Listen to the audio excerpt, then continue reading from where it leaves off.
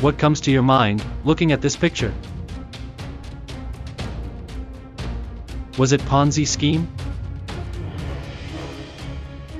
What is a Ponzi scheme?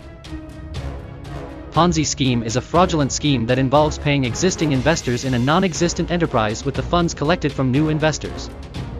How does a Ponzi scheme work?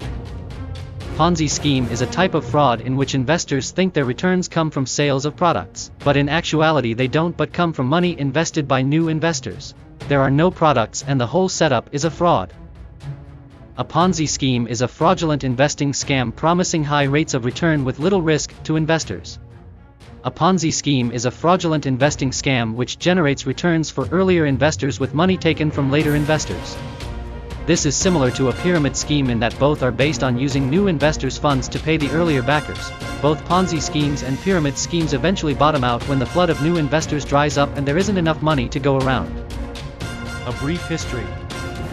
Charles Ponzi, March 3, 1882 to January 15, 1949, was an Italian swindler and con artist who operated in the US and Canada.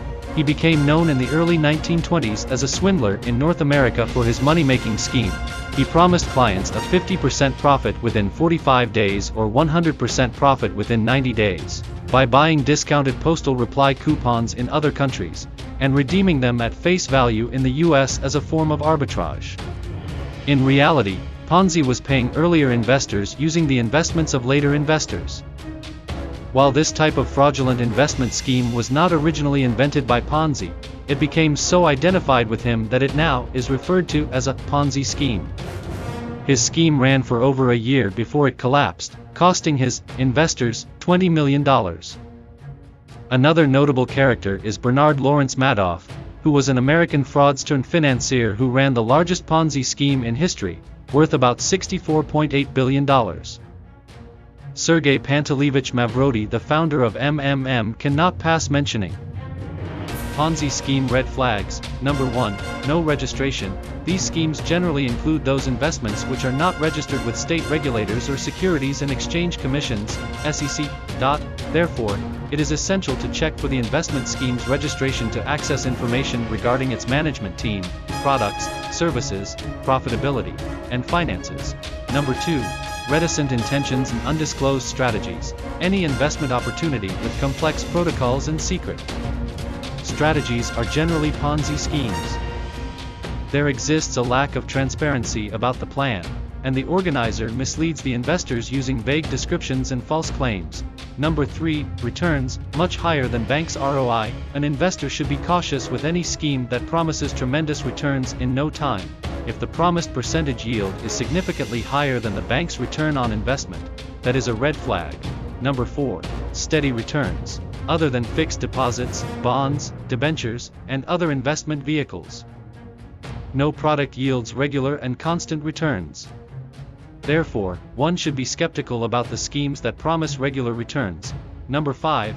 Limited or zero risk involvement. Normally, the higher the risk, the higher the return from an investment. So, if a scheme guarantees impressive returns with low or no risk involved, that raises a red flag.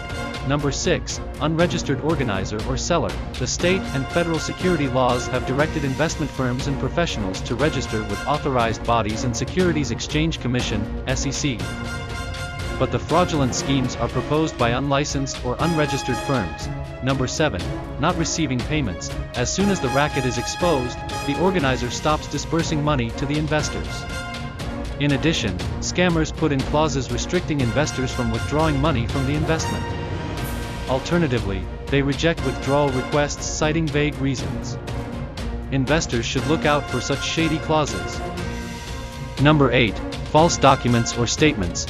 Whenever funds are not being invested as promised, there will be an error with account statements. This hints that an investment could be fraudulent.